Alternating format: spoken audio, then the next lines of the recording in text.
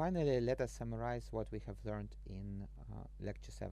Right? So we have worked with a linear second-order ordinary differential equation with constant coefficients that is used to model oscillating motions. Right? So the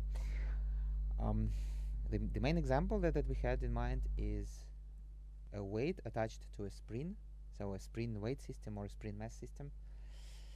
So then the spring constant can be found by balancing all the forces, and here is the final answer. So then the right hand side of the system of the differential equation is the external force or the driving force.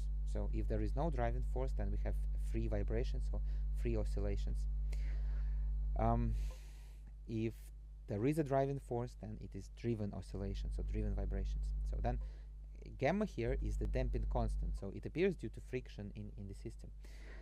Well, if there is no friction, then we are going to have undamped oscillations, which is hardly possible in practice.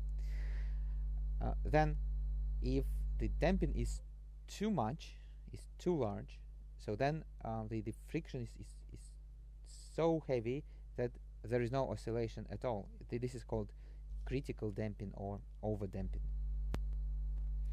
Then if the damping constant is not too large, then there is going to be an actual oscillating motion, and oscillating as t goes to infinity, oscillations are going to decrease in amplitude.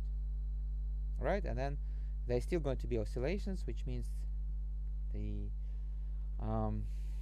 graph of the function u of t is going to go up and down, and then we're going to have quasi-frequency.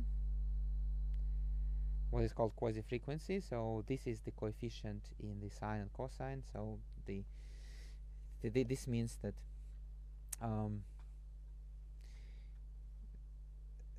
the solution of the system is going to have e to the power some minus lambda t times cosine of mu t. So this mu is found from this formula. So the bigger it is, the more frequent the oscillation is.